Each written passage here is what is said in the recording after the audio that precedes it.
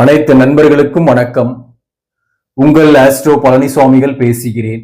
இந்த காணொளியில கன்னி ராசிக்கு மே மாதம் எப்படி இருக்கும் என்பதை பற்றி பொது பலனாக பார்க்கலாம். இந்த மே மாதத்தோட கிரக நிலையில முக்கியமா பாத்தீங்கன்னாக்க 12ஆம் அதிபதியாக வரக்கூடிய சூரியன் 8ஆம் பாவகத்துல மாதத்தோட முதல் 13 நாள் உச்சம் பெற்று இருப்பார்.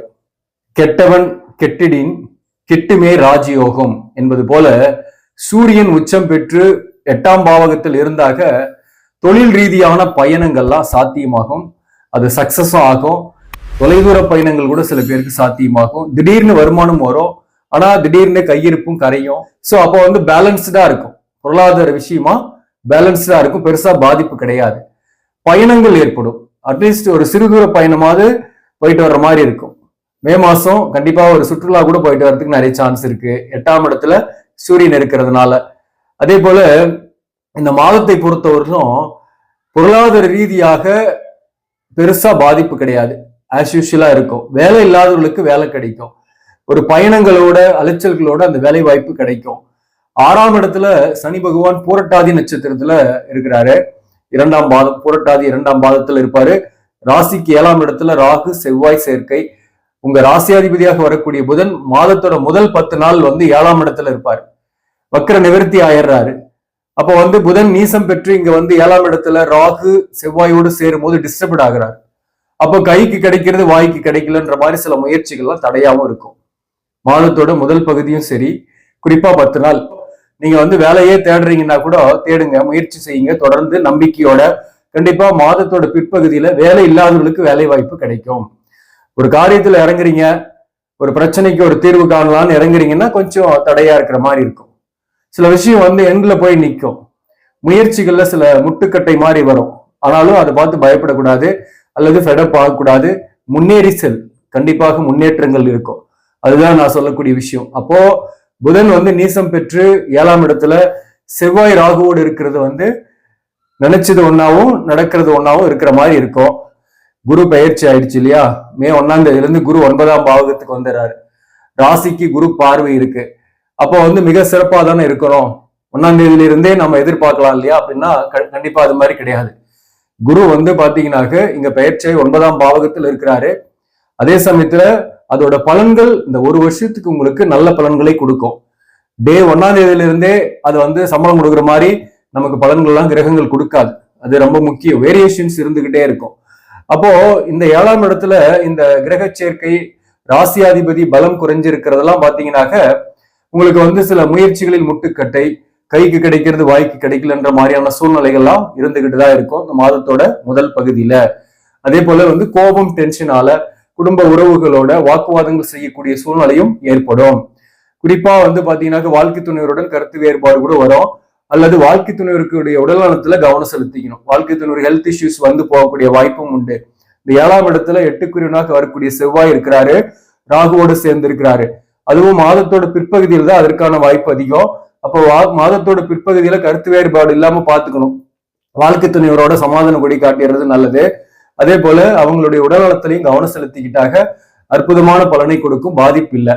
மேலும் இந்த 7ஆம் இடத்துல ராகு செவ்வாய் சேர்க்கையினால நீங்க சந்திக்கக்கூடிய நபர்கள் ஏதோ ஒரு வகையில உங்களை ஏமாத்துறதுக்கு முயற்சி பண்ணலாம். அது ஒரு பொருள் வாங்குற இடமா இருக்கலாம், அல்லது நீங்க ஒரு பொருளை விற்கலான்னு போகக்கூடிய இடத்துல நீங்க ஒரு பையரை மீட் பண்றீங்க அல்லது ஒரு செல்லரை மீட் பண்றீங்கன்னா கொஞ்சம் கவனம் வேணும். பிசினஸ் பண்றவங்களுக்கு முக்கியமா இது.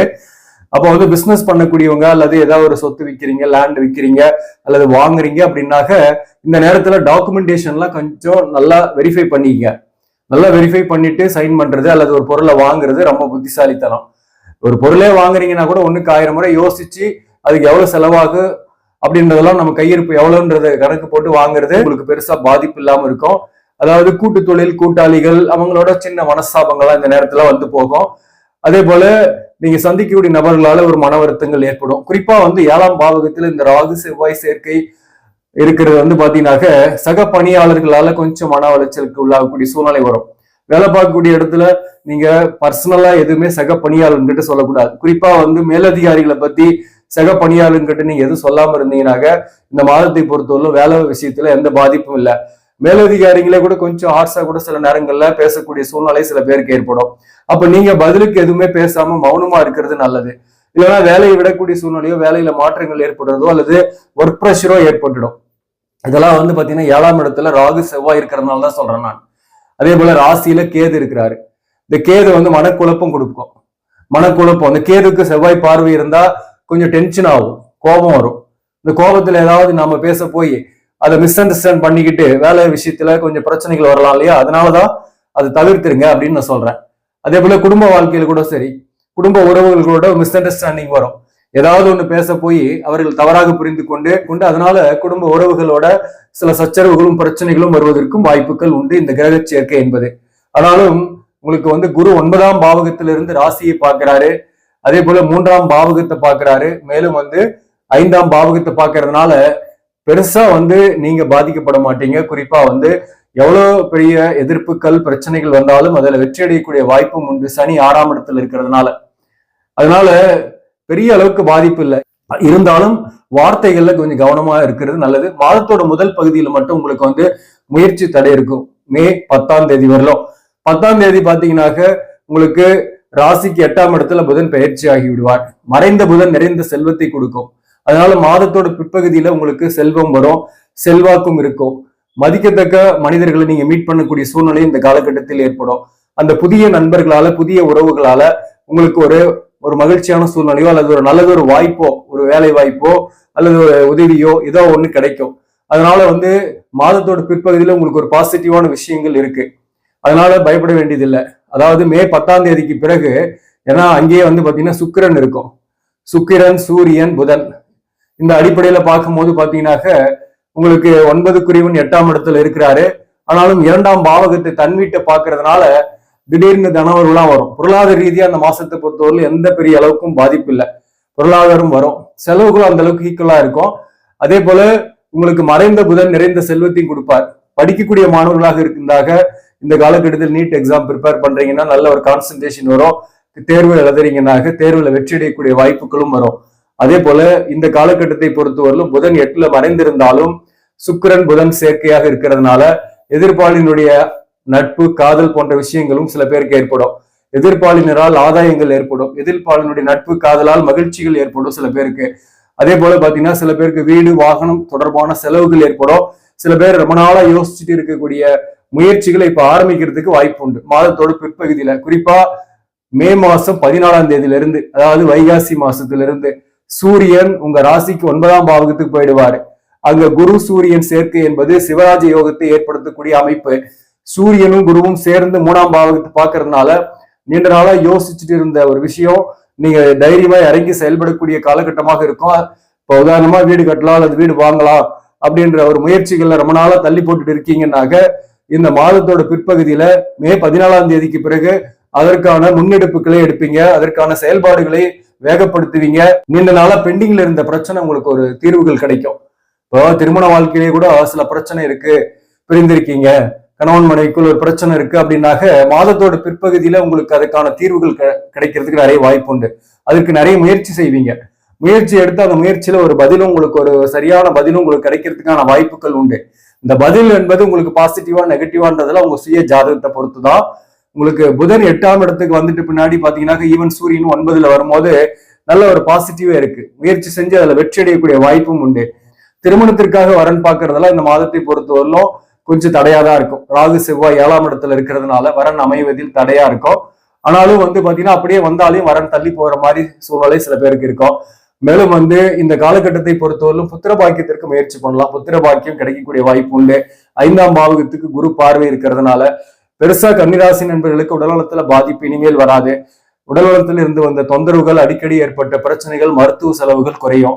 அதெல்லாம் பாசிட்டிவ் இருக்கு. கனவரவு நல்லாவே வரும், பிரச்சனை கிடையாது.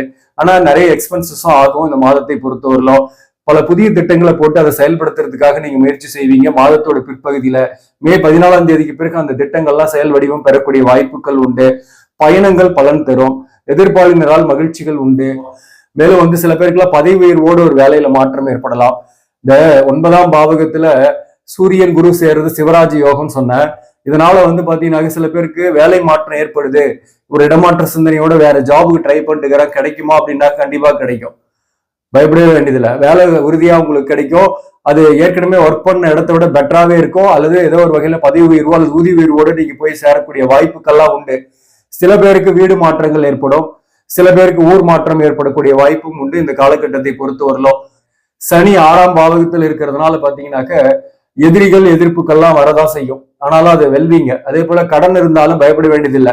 கடனுடைய அழுத்தம் இந்த மாசத்துல இருந்து உங்களுக்கு பெருசா இருக்காது.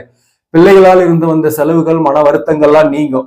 5ஆம் பாவகத்துக்கு குரு பார்வை இருக்கிறனால பிள்ளைகளால் ஆதரவு உண்டாகும். குலதெய்வ கோயிலுக்கு நீங்க போயிட்டு வரக்கூடிய சூழ்நிலை ஏற்படும். குலதெய்வ வழிபாடு செய்வீங்க. இந்த மாதத்தை பொறுத்தவரையிலும் நல்ல புத்திசாலித்தனமா முடிவெடுத்து புத்திசாலித்தனமா செயல்படக்கூடிய மாதம் தான் இந்த மாதத்தை பொறுத்தவரையிலும். ஆனா குழப்பங்களும் கொஞ்சம் இருக்கும். ராசிலேயே கேதுவுக்கு செவ்வாய் பார்வை இருக்கிறதுனால குழப்பங்களும் கோபமும் இருக்கும். அதை மட்டும் தவிர்த்துட்டீங்கன்னாக இந்த மாதம் உங்களுக்கு ஒரு சிறப்பான மாதம் தான். இந்த மாதத்தை பொறுத்தவரை நீங்க வழிபட வேண்டிய தெய்வம் எது அப்படின்னாக்க மீனாட்சி அம்பாள் சுந்தரேஸ்வரரை நீங்க வழிபாடு செய்யுங்க. புதன்கிழமைகளில் காலையில புதன் ஓரை 6 to 7. அதுவும் மாதத்தோட முதல் 10 நாள் வந்து புதன் நீசமா இருக்கிறதுனால அந்த நேரத்துல ஏதாவது முயற்சி செஞ்சு அது தடையா இருக்கு அப்படின்னாக்க நீங்க ரொம்ப ஒர்ரி பண்ணக்கூடிய சூழ்நிலை வரும். அந்த நேரத்துல நீங்க மீனாட்சி அம்பாளையும் சுந்தரேஸ்வரரையும் வழிபாடு செய்யறது நல்லது. முடிந்தால் மதுரைக்கு கூட போயிட்டு வரலாம். மதுரை மீனாட்சி அம்பாளை தரிசிச்சுட்டு வர்றது உங்களுக்கு அற்புதமான பலனை கொடுக்கும். ஆக அதே போல இந்த மாதத்தை பொறுத்தவரையிலும் ஆடை தானம் செய்யுங்க. ஆடை தானம் முடியாதவர்களுக்கு, வயதானவர்களுக்கு அல்லது ஏதோ ஒரு வகையில பாதிக்கப்பட்டவர்களுக்கு, நோயாளிகளுக்கு ஆடை தானம், புதிதாக ஒரு ஆடை வாங்கி கொடுங்க. அது வந்து உங்களுக்கு இருக்கக்கூடிய தடைகளை நிவர்த்தி ஆக்கும். உங்களுக்கு முன்னேற்ற பாதையை நோக்கி உங்களை செலுத்தும், வெற்றியை ஏற்படுத்தும்.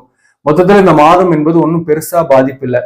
அதாவது வாழ்க்கை துணைவர்கிட்ட மட்டும் நீங்க சமாதானம் கூடிய காட்டிட்டீங்கன்னா எந்த பிரச்சனையும் இல்லை. அமைதியா போயிட்டீங்கன்னாக்க குடும்ப வாழ்க்கையில எந்த பிரச்சனையும் கிடையாது. மற்றபடி பொருளாதாரம், வேலை வாய்ப்பெல்லாம் சிறப்பாக தான் இருக்கு. இந்த மாதத்தை பொறுத்தவரையிலும் நீங்க ஏற்கனவே கூட நான் போன மாச பலன்கள், அதுக்கு முந்தின மாச பலன்கள்லாம் சொல்லியிருப்பேன். கோல்டுல நீங்க இன்வெஸ்ட்மெண்ட் பண்ணலாம், நல்ல ஒரு முன்னேற்றத்தை கொடுக்கும் அப்படின்னுட்டு. அதே போல இந்த மாதம் கூட நீங்க கோல்டுல இன்வெஸ்ட்மெண்ட் பண்ணலாம். அதாவது கொஞ்சம் விலை ஏறிட்டே இருந்தா கூட நீங்க இன்வெஸ்ட்மெண்ட் பண்ணும்போது இன்னும் கூட ஏற்றத்தை பெறும். அதே போல பாத்தீங்கன்னாக்க ஷேர் மார்க்கெட்டை பொறுத்தவரை இந்த மாதத்துல முதல் 10 நாள் வேண்டாம். மே மாசம் 10ஆம் தேதிக்கு மேல இன்ட்ராடே பண்றவங்களுக்குலாம் கொஞ்சம் வருமானம் வரும். அதே போல நீங்க ஷேரை வந்து எச்சரிக்கையாக அணுகி நீங்க முதலீடு செய்யறது நல்லது. உங்க சுய ஜாதகத்தையும் பார்த்துட்டு மார்க்கெட்டை கணிச்சிட்டு நீங்க முதலீடு செய்யறது நல்லது. அதே போல பாத்தீங்கன்னாக்க இந்த மாதத்தை பொறுத்தவரையில எந்தெந்த தொழில்கள்லாம் சிறப்பாக இருக்கும்னாக்க குறிப்பா வந்து பாத்தீங்கன்னாக்க டிராவல்ஸ், கம்ப்யூட்டர், ஐடி துறையில் இருப்பவங்க, மருத்துவம், என்ஜினியரிங் துறைகளில் இருப்பவர்கள், ஆசிரியர் பணியில் இருப்பவர்கள், கன்சல்டேஷன் துறையில் இருப்பவர்களுக்கெல்லாம் இந்த மாதம் ஒரு ஏற்ற மாதம் தான். ஆடை ஆபரணம் சார்ந்த துறையில் இருப்பவர்களுக்கும் இந்த மாதம் வந்து ஒரு சிறப்பான மாதமாகவே இருக்கும். மொத்தத்துல இந்த மாதம் என்பது சிறப்பான மாதம் தான். நீண்ட நாள் யோசனைக்கு பின் நீங்க செயல்படக்கூடிய மாதமாக இந்த மாதம் இருக்கும். ஆக நண்பர்களே, இந்த பதிவு உங்களுக்கு பிடிச்சிருந்தாக லைக் பண்ணுங்க. இதை மற்றவர்களுக்கும் ஷேர் பண்ணுங்க. இன்னும் நம்ம சேனலை சப்ஸ்கிரைப் பண்ணாம பாக்குறவங்க சப்ஸ்கிரைப் பண்ணி கண்டினியூ பண்ணுங்க. இதன் மூலம் உங்களுக்கு ஒரு சரியான ஜோதிட தகவல்களும் ஆன்மீக தகவல்களும் கிடைக்கும். நன்றி, வணக்கம்.